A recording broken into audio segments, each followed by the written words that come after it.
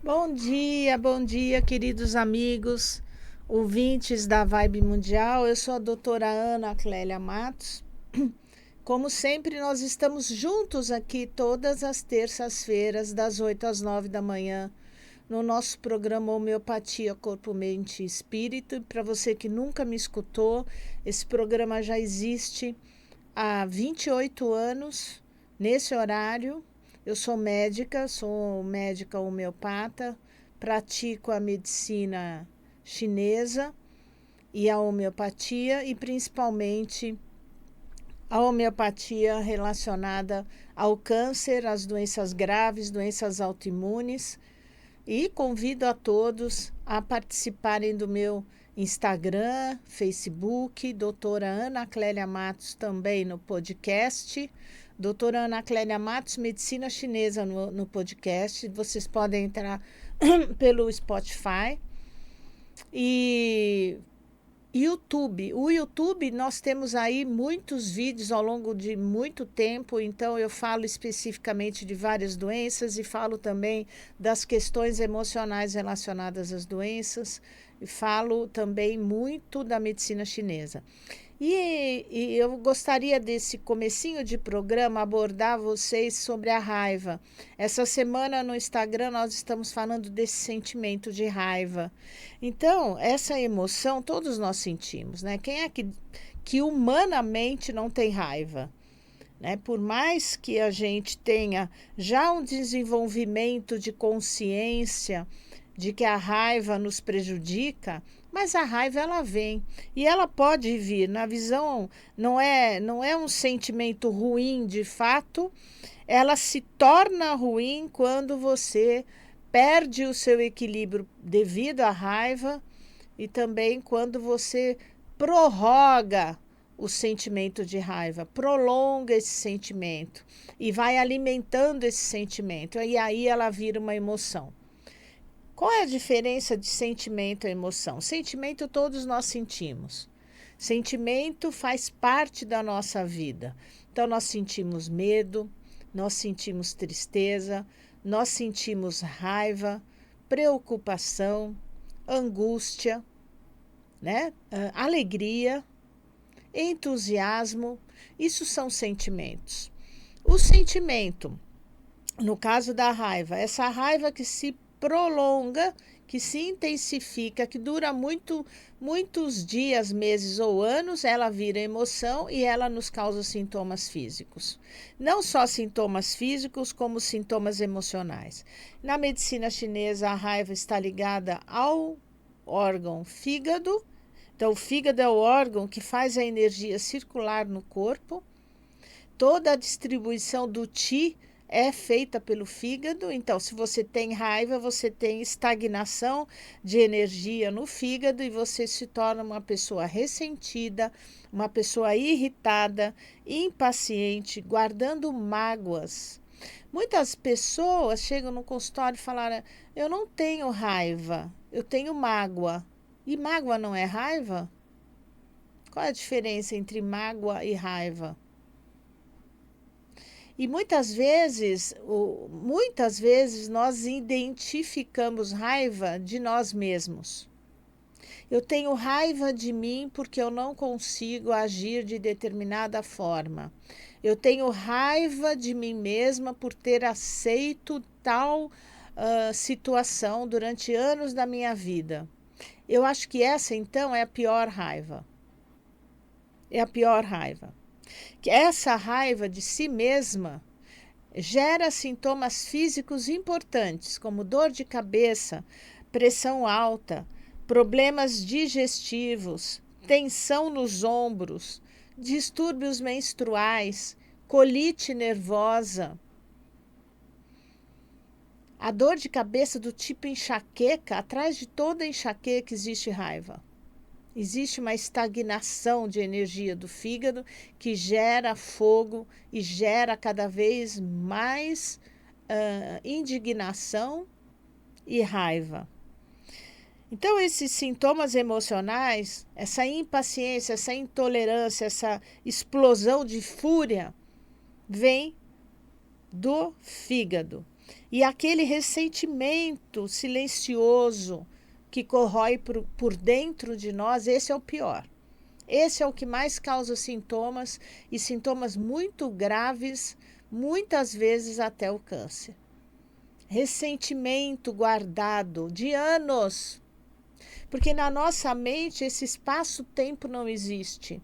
Algo que aconteceu há 30 anos, até hoje repercute na minha vida, no meu comportamento, e eu não tenho essa ideia. Às vezes os pacientes referem brigas, que contando da briga com uma determinada pessoa, parece que aconteceu essa semana passada, no máximo esse mês. Não, aconteceu há 15 anos atrás. E até hoje eu estou mastigando aquele rancor. Gente, isso é a bile negra. Isso é venenoso para a nossa alma. É venenoso. Por outro lado, muitas vezes a raiva pode ser positiva no sentido dela nos dar força de ação. A partir do momento que eu sinto raiva, por exemplo, eu estou com o meu casamento falido. Tá? Ele é abusivo, ou a mulher ou o marido, porque hoje tem muitas mulheres manipuladoras também, que manipulam grandes homens, e vice-versa, não importa, de um lado ou do outro. A raiva, ela pode ser a força motriz para que você faça a justiça, para que você saia desse clima de abuso e de injustiça e tome coragem para mudar a sua vida. Então, a raiva tem um lado positivo. O problema não é sentir raiva, o problema é ficar presa na raiva. Se você sente a raiva e isso faz você mobilizar a sua vida, a energia, tomar um outro rumo da sua vida, isso pode ser bastante benéfico. E isso é um sentimento. A emoção é quando você perde tempo na vida guardando essa raiva por anos a fio. Essa raiva vai afetar o seu fígado, todo o metabolismo do fígado, vai aumentar o seu colesterol, vai dar muito desejo de você comer doce, muito desejo de você comer carboidrato. Isso se traduz na raiva retida. A raiva muitas vezes, e você não percebe, essa raiva pode ser inconsciente, de atitudes que você deveria tomar e não toma, e vai engolindo e vai gerando. Então, a espiritualidade, nós conseguimos liberar a raiva do ponto de vista mais saudável. Nós podemos pedir a Deus: Senhor, a minha raiva, transforme essa raiva em coragem. Transforme essa raiva que eu reconheço dentro do meu coração, porque existe esse momento de reconhecimento da raiva. Transforme em sabedoria, transforme em paz no meu coração.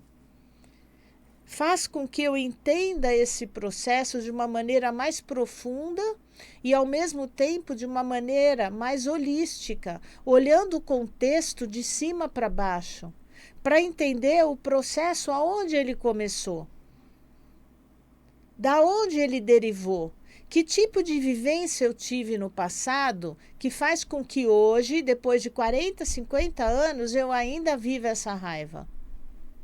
Aonde tudo começou? Aonde tudo começou? Isso é muito importante.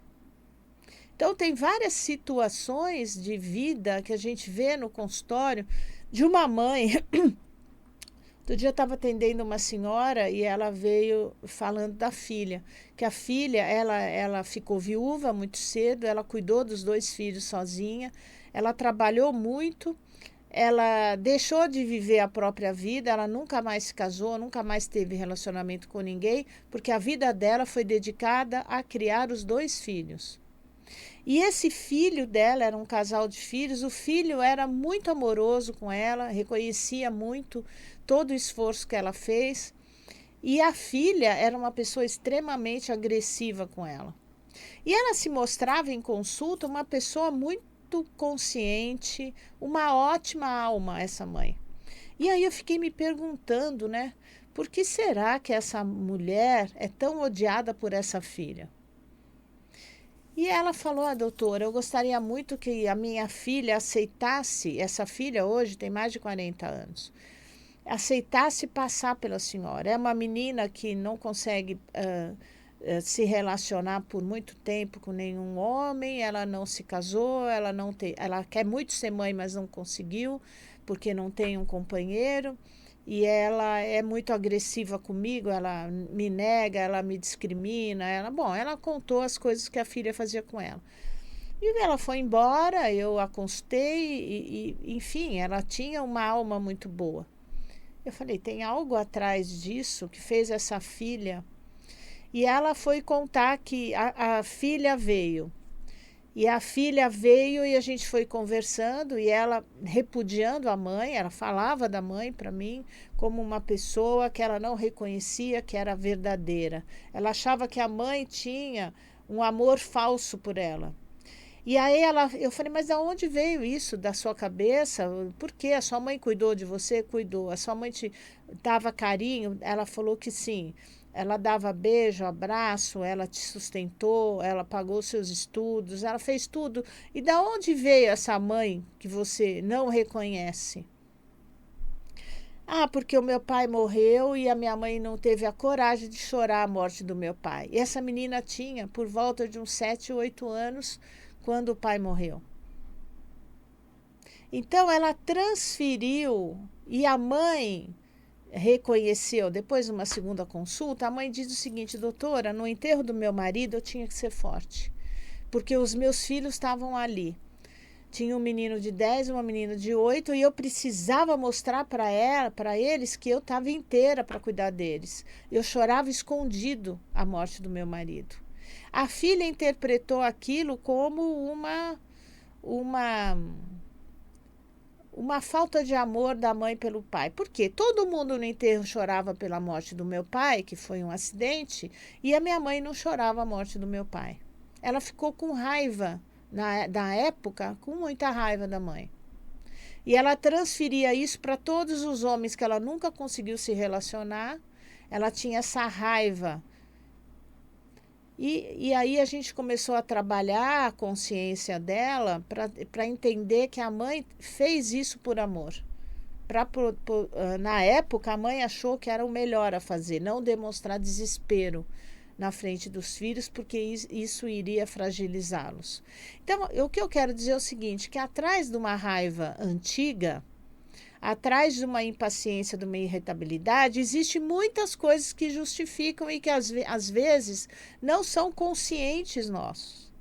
Então, quando você faz um trabalho de curar a raiva do ponto de vista da homeopatia, a homeopatia vai na profundidade do sentimento.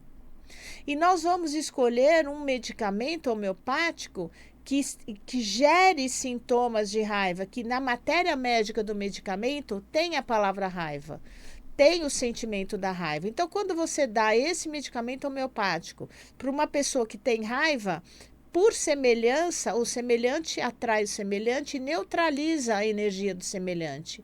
Então, um medicamento que no indivíduo comum provocaria raiva, no indivíduo que a tem, a cura. Então, você vai mandar uma vibração que vai neutralizar aquele sentimento na pessoa que o mantém. Então, a homeopatia é muito profunda e é engraçado porque, às vezes, eu criei, alguns anos atrás, eu acho que eu já comentei aqui no rádio, um método assim. Eu vou pegar, por exemplo, o medicamento Aurum, que é um medicamento do chakra cardíaco que trabalha profundamente a raiva e o amor. Muitas vezes, numa pessoa tão fechada pela raiva, tão adoecida pela raiva, a gente pode dar doses únicas desse Aurum em momentos diferentes para ir trabalhando a raiva no corpo físico, a raiva no corpo perispiritual, a raiva no corpo emocional, no mental e no espiritual. Você vai diluindo e dando as doses únicas, você vai conseguindo equilibrar a raiva nos diversos corpos de energia. E eu peço para esses pacientes anotarem o que vem intuitivamente. Na primeira dose podem vir sintomas físicos da raiva, como dores musculares, dores articulares, enxaquecas momentâneas. E aí você está drenando a raiva dos tecidos e dos órgãos. Passando para potências superiores, a raiva pode vir numa explosão, numa inquietação, em sonhos onde você vê cenas de raiva. Então você vai anotando. Você vai subindo a potência, você vai ver a raiva no nível do passado. Por exemplo, em situações fora de você. A raiva que existia entre o seu pai e sua mãe dentro de casa. A raiva que você, seus irmãos, sua mãe tinha desse pai alcoólatra, que chegava ameaçando a família. Depois você vai na raiva no nível racional, aonde você entende que tal situação proporcionou raiva a você por causa disso, disso, disso. E depois vem a raiva no nível que você consegue transmutar no nível espiritual, onde você enxerga a coisa muito distante e você percebe que vem talvez da família, que vem dos antepassados, de situações onde foram aprisionados, onde foram machucados os seus ancestrais. E assim, vai criando uma consciência da onde vem a raiva e você vai trabalhando isso com você, ou em sessões de psicoterapia, com o psicólogo, vai trazendo essas memórias à tona. E do ponto de vista da medicina chinesa, a raiva pode ser trabalhada com as fitoterapias que vão trabalhar o meridiano do fígado. Você vai, é uma via de mão dupla, tanto a raiva ataca o fígado, quanto o fígado provoca, um fígado doente, energeticamente doente, provoca a raiva. Então nós vamos trabalhar esse fígado com as ervas, tanto do ponto de vista de desintoxicação do fígado, de fazer com que essa bile saia, que a bile negra presa no fígado, saia e drene e saia pelas fezes, como também trabalhar a harmonia do yin e do yang do fígado. O que quer dizer isso, doutora? O que é o fígado yin? É o fígado matéria. São os hepatócitos. É o trabalho de metabolismo de tudo que você come, bebe, de todos os remédios que você toma, desses analgésicos para sua dor de cabeça, né? Dos medicamentos alopáticos, da comida errada que você come, tudo isso é o trabalho do yin do fígado, que a medicina chinesa vai trabalhar. O yang do fígado é o fígado que está alterado funcionalmente pelas suas emoções. Então, esse é o yang do fígado. Então, no yang do fígado, eu vou trabalhar a estagnação da energia dentro do fígado, a produção do calor dentro do fígado com as ervas chinesas. Então é o equilíbrio, é a harmonia, porque o universo inteiro é dual. Nós temos toda a manifestação externa da energia e a manifestação interna no nosso corpo da energia. Quando Deus criou o universo, ele criou o universo da energia, do espiritual e do material. É o yin e o yang. É o dia e a noite, é o quente e é o frio. É o alto, é o baixo. É o dentro, é o fora. É o homem e a mulher. É a dualidade. E a partir do movimento do yin e do yang, criou-se 5 movimentos da natureza, que vieram da energia primordial divina, que é a água, a madeira, o fogo, o metal, o fogo e o metal, e a terra. Então, a água, a madeira, o fogo, a terra e o metal. São os 5 movimentos. E cada 5 desses movimentos da natureza representam os órgãos do nosso corpo. Então, esse movimento Água pertence ao meridiano do rim, a madeira ao meridiano do fígado, o fogo ao meridiano do coração, a terra ao meridiano do baço e o metal ao meridiano do pulmão. Então, é dessa maneira que nós entendemos a doença, seus desequilíbrios do ponto de vista físico, emocional e mental. Um tratamento baseado nessa perspectiva equilibra você. Então, o que eu vejo no consultório? A pessoa chega por uma questão de uma dor física. Tem lá a sua enxaqueca, a sua gastrite, a sua dor na coluna.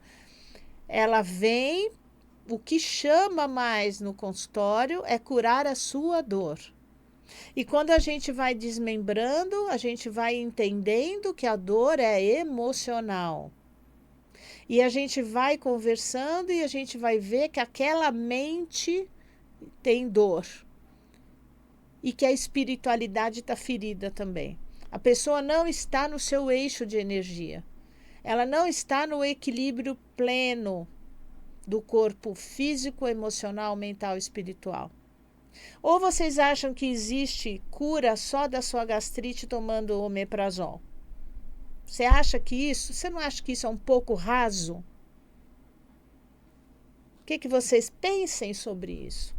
Se eu tenho um sintoma físico, esse sintoma físico não está no físico somente. Ele também está no meu emocional. Ele também está no meu mental. E ele também está na minha espiritualidade. No quanto eu estou distante, muitas vezes, da minha espiritualidade. Nós temos que entender o nosso corpo como um todo, como uma energia que materializa no nosso corpo, uma energia que está em dissonância com a divindade. E nós somos frutos da nossa ignorância. Nós todos. Quem aqui sabe tudo? Se você acha que você sabe tudo, você está muito longe de saber pouca coisa. Ah, mas eu me curei da gastrite tomando pantoprazol. Ah, é? Então olha o seu corpo. Hoje você não sente mais azia? Não sente mais estufamento? A tua digestão tá boa? E o resto do seu corpo está realmente em ordem? Como é que está a sua cabeça? Você está satisfeito com o seu emocional? Está tudo ok? Seu sono está bom? Seu intestino está funcionando? Você tem uma respiração boa, correta? Você tem alguma, de vez em quando, alguma dor de cabeça?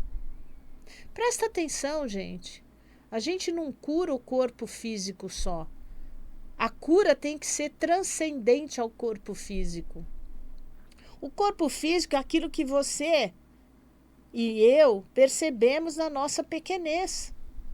Mas a cura é muito maior que isso.